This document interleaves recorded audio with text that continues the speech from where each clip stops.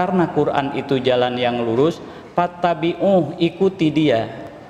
Wala tatabi'us subul, jangan mengikuti jalan-jalan yang lain.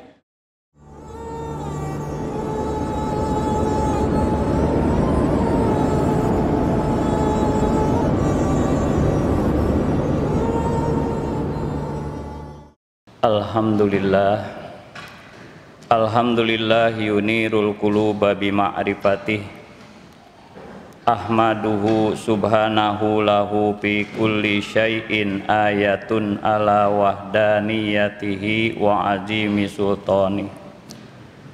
Ashhadu an la ilaha illallah wahdahu la syarikalah, wa ashhadu anna sayyidana Muhammadan abduhu wa rasuluhu hudan nasi ila siratillahi rabbih. Allahumma fasalli wa sallim ala abdika wa rasulika Muhammadi wa ala alihi wa sahbihi. Amma ba'du fa ya ibadallah, usikum wa nafsi bitaqwallah faqad fazal muttaqun. Qala Allah ta'ala fil Qur'anil Karim wa huwa asdaqul qailin. A'udzu billahi samiil alimi minasyaitonir rajim. Bismillahirrahmanirrahim. Wa zannuni idz zahaba mughadiban fa zanna allan naqdiru alaihi panada fiz zulumati alla ilaha illa anta subhanaka inni kuntu minaz zalimin. Shadaqallahul azim. Ma'asyiral muslimin, sidang Jum'ah rahimanallah. Selaku khatib berkewajiban untuk wasiat takwa, terutama untuk pribadi dan seluruh saudara kami yang hadir, agar dari sisa-sisa usia yang Allah berikan, mari kita gunakan untuk meraih mutu takwa di hadapan Allah Subhanahu wa ta'ala. Karena hanya dengan meraih mutu takwa ini kita diberikan jaminan atau garansi langsung dari Allah, diberikan kebahagiaan hidup, baik sementara dunia yang fana, terlebih akhirat yang kekal dan abadi nanti. Ma'asyiral muslimin rahimanallah, setiap kita, saya meyakini betul, ingin hidup itu bahagia, ingin hidup itu terpenuhi seluruh keinginan dan harapan. Sebenarnya semua itu sudah Allah berikan konsep, sudah Allah berikan tata cara dalam konsep-konsep Al-Quran. Bahkan dalam setiap sholat kita memohon kepada Allah, minimal 17 kali kita meminta ihdinas siratal mustaqim. Ya Allah, tunjukkan kami ke jalan yang lurus, jalan yang membawa kebahagiaan. Jalan yang lurus itu membawa kebahagiaan, baik kebahagiaan dunia yang fana dan sementara, terlebih kebahagiaan akhirat nanti yang kekal dan abadi. Dan permohonan kita, doa kita itu sudah diijabah oleh Allah. Allah menyampaikan dalam surat 6, surat Al-An'am ayat 153 sebagai jawaban, wa anna hadza sirati mustaqiman fattabi'uh wala tattabi'us subula fatafarraqa bikum an sabilih dzalikum wasaqum bihi la'allakum tattaqun. Ini jawaban langsung dari Allah dalam surat Al-Maidah. Bagaimana Allah menyampaikan dalam surat Al-An'am, wa anna hadza, dan sesungguhnya perintahku atau petunjukku yang ada di dalam Quran itulah sirati mustaqiman, jalanku yang lurus. Kita minta 17 kali dalam sholat ihdinas siratal mustaqim minimal. Ketika kita melaksanakan yang sunnah tentunya pasti lebih. Allah sudah jawab, Quran inilah jalanku yang lurus. Karena Quran itu jalan yang lurus, fattabi'uh, ikuti dia. Wala tatabi'us subul, jangan mengikuti jalan-jalan yang lain. Fatafarraqa bikum an sabilihi, yang menyebabkan kamu itu bercerai-berai, hancur berantakan dari jalan Allah yang baik. Dzalikum wasaqum, yang demikian itulah Allah perintahkan kepadamu, la'allakum tattaqun, agar kamu bertakwa kepada Allah. Jadi ayat ini jelas betul bahwa ketika kita hidup harus ada sirot kita, ketika kita berjalan harus ada sirot kita, ketika kita beramal harus ada sirot. Seperti kita menjembat di suatu sungai, itu ketika ada sirot tempat kita berpijak, maka kita tidak akan masuk ke dalam sungai. Tetapi ketika kita memang menjembat itu menggunakan kayu yang rapuh dan kemudian kita injak patah, maka itulah yang menyebabkan kita terpelanting ke sungai yang ada tadi. Nah, begitupun kehidupan.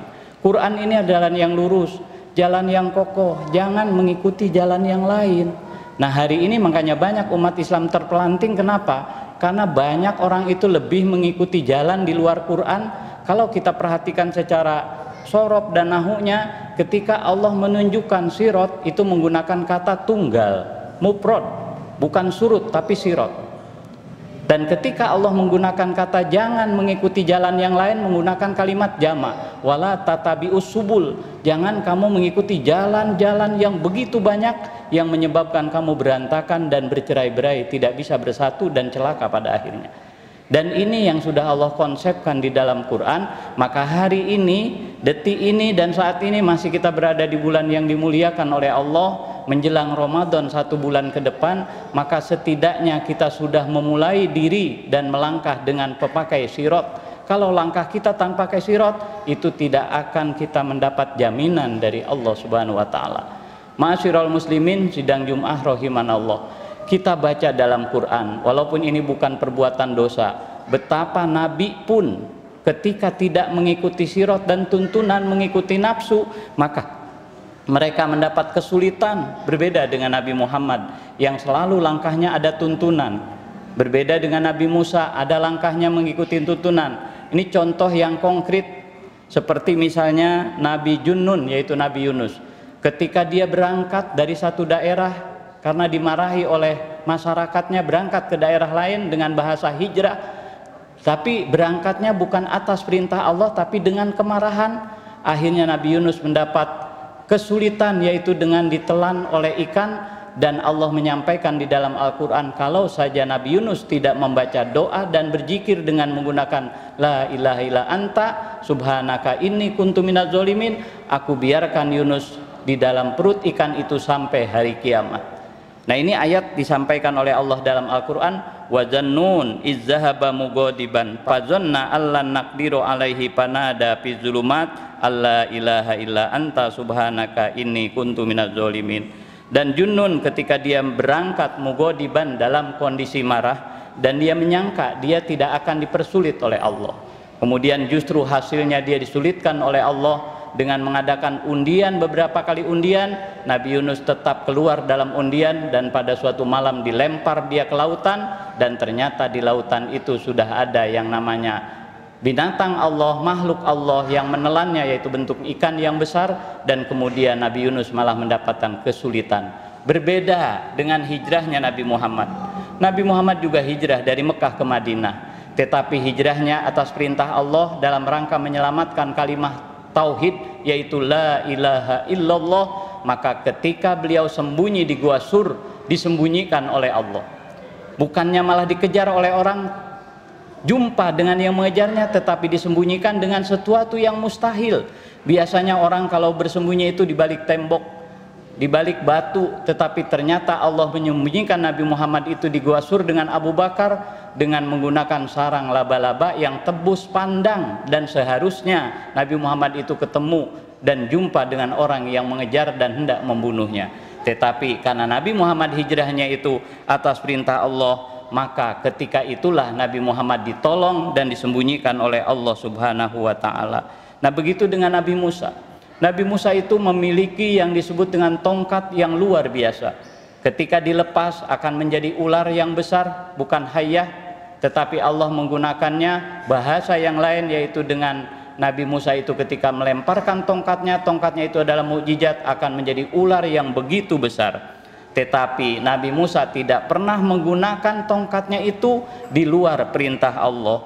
Ketika beliau mengadakan adu tanding antara sihir dengan mukjizat, ternyata orang-orang yang ahli sihirnya Fir'aun mengatakan, qalu ya Musa imma antul wa anna awwalaman alqa, Musa, engkaukah yang akan melempar tongkatmu? dan memulai sihirmu atau aku yang akan melempar? Nabi Musa bilang, qala bal alqu fa idza hibaluhum wa isiyuhum yuhayyalu ilaihi min sihrihim annaha tas'a.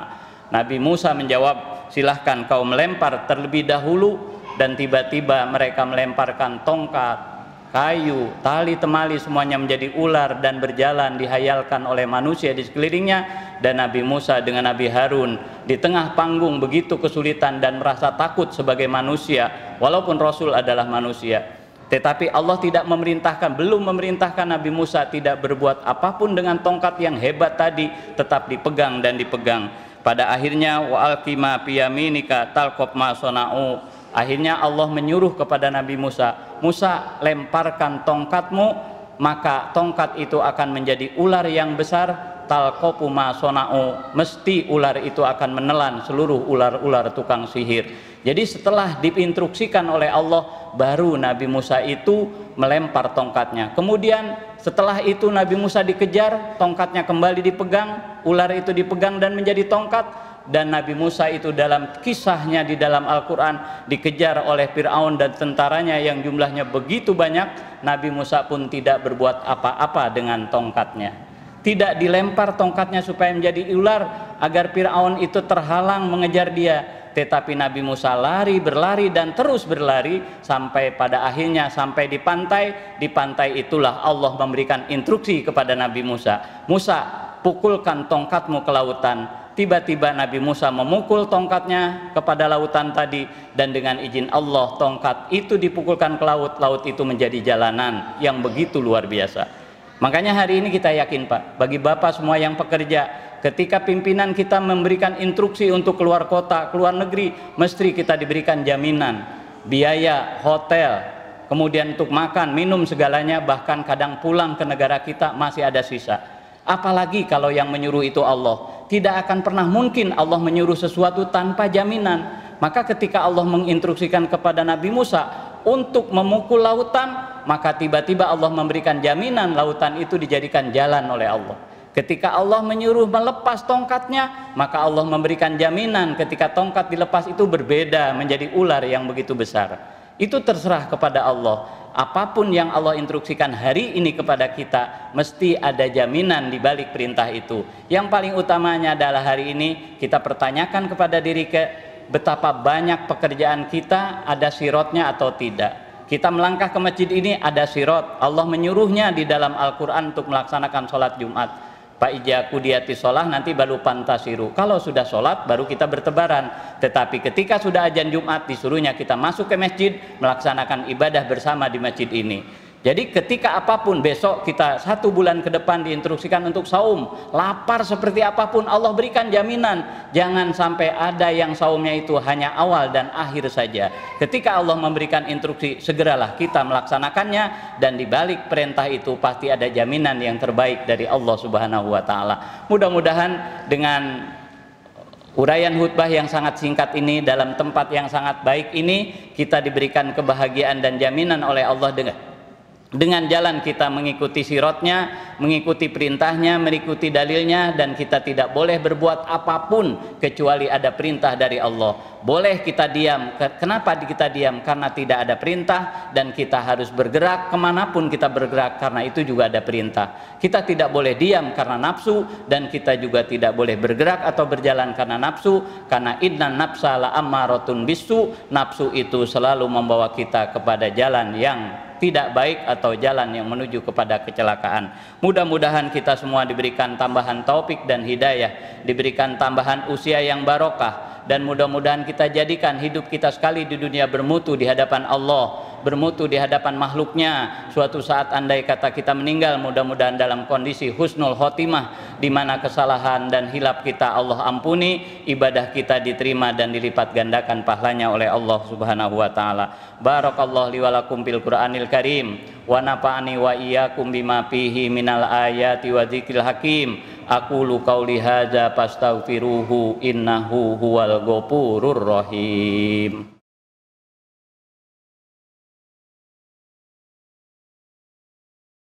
Alhamdulillahi wa kafa, wassalatu wassalamu ala nabiyil mustafa wa ala alihi wa sahbihi ahli sidqi wal wafa.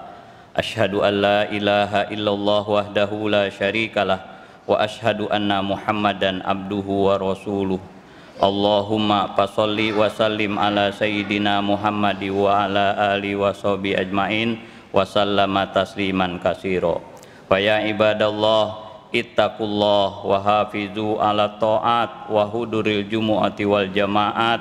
Qala Allahu ta'ala fil Qur'anil Karim, innallaha wa malaikatahu yusholluna 'alan nabi ya ayyuhalladzina amanu shollu 'alaihi wa sallimu taslima.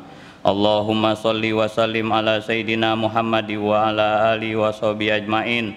Wardallahumma ala arba'atil khulafa'ir rasyidin sayyidina Abi Bakri wa Umar wa Utsman wa Ali wa ala baqiyati sahabati ajmain wa tabi'it tabi'in wa man tabi'ahum bi ihsanin ila yaumiddin wa alaina ma'ahum bi rahmatika ya arhamar rahimin.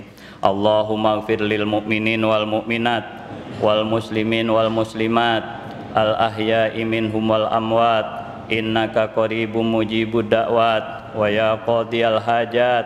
Allahumma hdina bihudak waj'alna mimman yusari'u fi ridhak wala tuwallina waliyan siwak wala taj'alna mimman khalafa amraka wa asaq wa hasbunallah wa ni'mal wakil ni'mal maula wa ni'man nasir wala haula wala quwata illa billahil aliyil azim.